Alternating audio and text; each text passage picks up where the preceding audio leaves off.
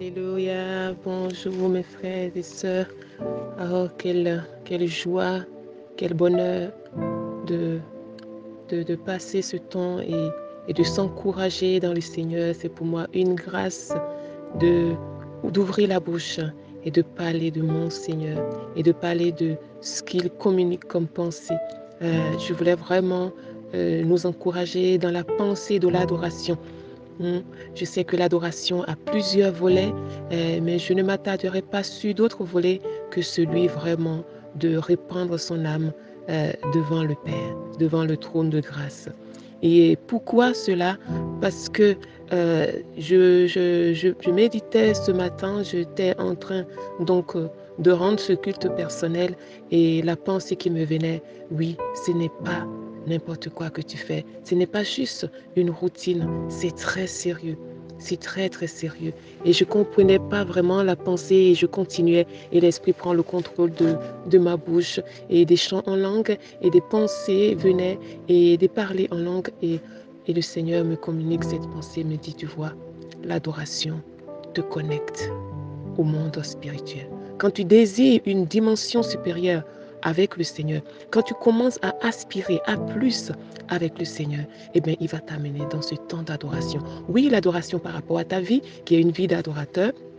Oui, une vie d'adorateur à la maison, une vie d'adorateur au travail, où que tu ailles, tu manifestes réellement. Mais ce temps d'intimité aussi est tellement important. Il me dit justement, c'est pour cela que l'ennemi aussi combat vraiment ce temps d'intimité. Beaucoup courent ici et là. Beaucoup sont tout feu, tout flamme à l'assemblée, dans les groupes. Mais quand ils doivent être seuls, au pied du Seigneur, l'ennemi vient et combat cela. Pourquoi? Parce que quand tu rentres dans ce temps d'adoration, eh bien, ce n'est pas simplement une fenêtre que l'Éternel ouvre pour toi. C'est des portes. Les portes pour les connexions. Des connexions pour vraiment des révélations que le Seigneur te communique. Je prends pour exemple qu'il m'a communiqué. Il me dit, regarde, le patriarche Abraham, il me connaissait comme le Dieu des promesses. Il me connaissait comme le Dieu qui se révèle. Mais quand je lui ai demandé de m'offrir ce qu'il avait de plus cher, qu'est-ce qu'il a dit? Je monte adorer. Dans cette obéissance, je monte adorer. Et voilà. Le voilà maintenant sur la montagne. Et voilà Abraham qui appelle. Ce n'est plus l'Éternel simplement, mais il a nommé Jiré. Là, dans ce temps d'adoration, dans ce temps de cœur à cœur, il a reçu la révélation du Dieu qui fait la promesse et du Dieu qui pourvoit. Oui, sur la montagne de Dieu, il sera pourvu. Alors je l'appelle Jiré. Tu vois, il a appelé Jiré parce qu'il a reçu la révélation. Dans ce temps d'intimité, sur la montagne, il a reçu cette révélation. Qui pourra se dresser maintenant devant Abraham pour lui dire que son Dieu ne pourvoira pas? Non. Non. Cette conviction, cette révélation qu'il a eue, il a eu seul à seul. Et c'est venu du plus profond de lui. Je l'appelle Jiré. Oui, je t'appelle Jiré. Aujourd'hui, nous aimons tous dire Sabaoth, dire Jiré, dire Shalom.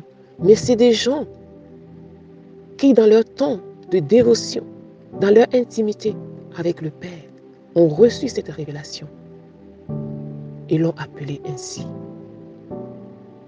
Quand Moïse lui a demandé, quand les enfants d'Israël me demanderont ton nom, qu'est-ce que je vais bien leur dire? Ils connaissent des dieux en Égypte. Il leur dit, tu leur diras tout simplement, celui qui s'appelle Je suis. Celui qui s'appelle Je suis m'a envoyé vers vous. Il est le Je suis. Dans ce temps d'adoration, dans ce temps d'intimité, dans ce cœur à cœur, cette présence, il est le Je suis qui va se révéler pour que l'on puisse voir une autre dimension, une autre facette de lui. Et tous, ils ont connu et ils l'ont nommé à nous, à chacun d'entre nous.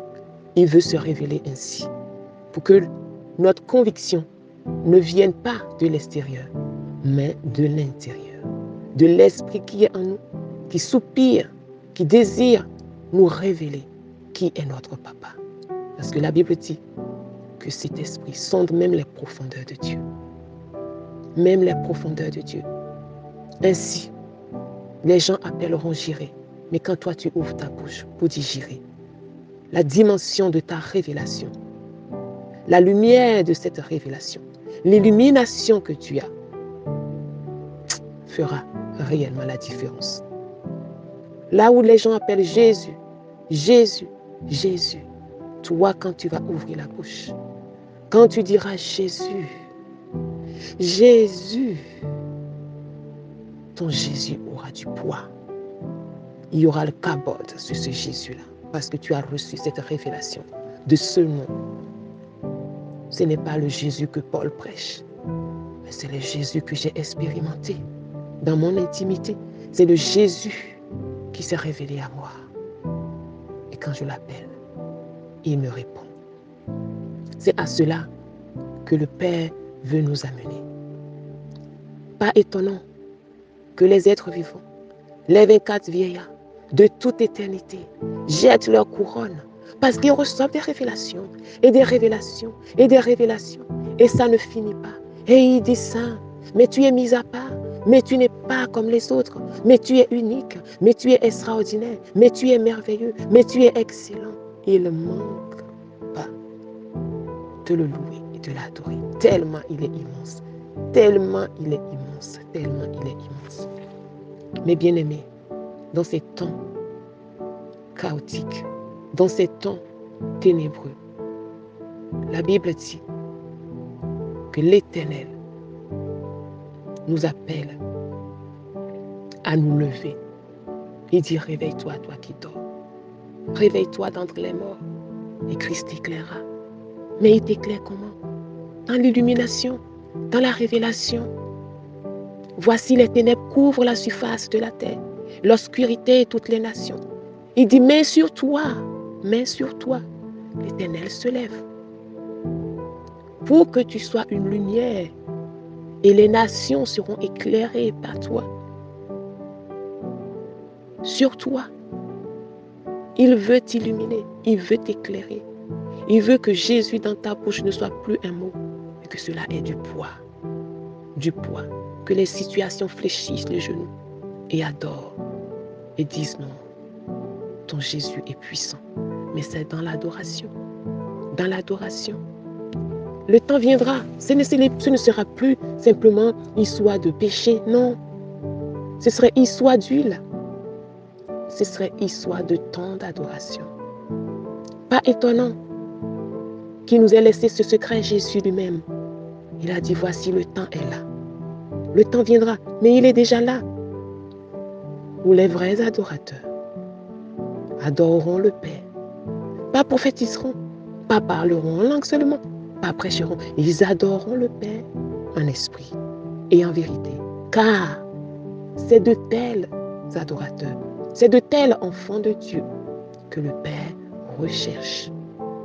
Alors, imaginons les lampes de l'Éternel, les yeux de l'Éternel parcourent toute la terre et cherchent. Ils cherchent à se révéler. Ils cherchent à être connectés à quelqu'un qui est un vrai adorateur. Quelqu'un qui aime la présence de Dieu. Quelqu'un qui ne voit pas le temps passer dans la présence de Dieu. Je prends pour exemple notre aîné Moïse. La Bible me dit, cet homme est resté 40 jours, 40 nuits sur la montagne parce que ce gars était rentré dans un temps de contemplation qu'il ne voyait plus le temps passer. De telle manière qu'il sort de la présence de Dieu. Son visage rayonnait au point où il était obligé de mettre le voile. Tellement il rayonnait de la gloire de Kabot, de la Tchéfina de Dieu. Il était rayonnant, son visage rayonnant. Et la Bible me dit, nous tous, aujourd'hui, le visage à découvert, Contemplons. Contemplons. Mais quel endroit? Où est-ce que tu peux contempler plus le Seigneur si ce n'est dans sa présence, dans ce temps d'intimité de gloire? Nous tous qui le contemplons à visage découvert. Parce qu'aujourd'hui, le voile est déchiré. Nous savons assez à la présence, à la sainte présence, au lieu très saint.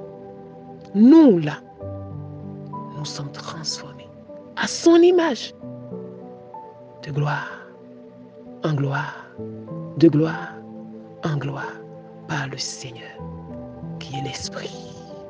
Le Seigneur qui est l'Esprit. Il nous transforme à son image. Il se révèle à nous.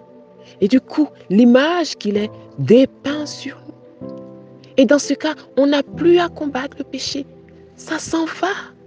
Telle une lampe allumée dans une maison ou une chambre qui est restée 20 ans dans les ténèbres. Le jour où on appuie sur l'interrupteur, on ne dit rien aux ténèbres. Ils s'en vont tout seuls. Plus personne ne t'enseignera en disant « crains Dieu », mais tu le craindras tout seul parce que tu as reçu la révélation de ce Dieu. Ah, mes bien-aimés, je sautais de joie toute seule ce matin. J'ai dit « voilà une clé ». Merci Père, voilà une clé. Pourquoi combattre? Il n'y a pas de combat. Non. Si je deviens adorateur du roi de gloire, sa gloire se révèle en moi. Et tout ce qui n'est pas de lui, plie bagage. Plie bagage. Alors, quand il prend toute la place, tout le reste s'en va. C'est pour ça que l'ennemi combat. Il combat ce temps d'adoration, ce temps d'intimité avec le Père, parce qu'il sait que son règne prendra fin dès que tu deviens un vrai adorateur. Un vrai adorateur. Et tu vois, l'adoration ouvre et te connecte au monde surnaturel. Au monde surnaturel. Et le surnaturel de Dieu vient dans ta vie et tu n'es plus étonné de voir les choses extraordinaires qui se passent.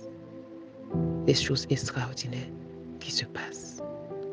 Alors devenons des vrais adorateurs et ne laissons plus l'ennemi de nos âmes nous voler ce temps d'intimité. Parce qu'il a dit, Jésus à Marie, il me dit, tu vois, Marthe, tu t'inquiètes et tu te fatigues pour bien de choses. Regarde Marie, elle a choisi cette part qui ne lui sera jamais, jamais, jamais ôtée. Les gens peuvent discuter de ce qui est écrit et de ce qui n'est pas écrit. De l'eschatologie, de la Genèse jusqu'à l'Apocalypse. Mais une chose sur laquelle on ne peut pas discuter avec toi, qui est vraiment personnelle, eh bien c'est la révélation de l'expérience personnelle que tu auras fait dans ce temps d'intimité. Cette part ne te sera jamais, jamais ôtée. C'est comme une inscription qui t'est donnée à toi seul. Et cette conviction fortifie ta foi. Et tu sais que tu sais que tu sais que tu sais que tu sais.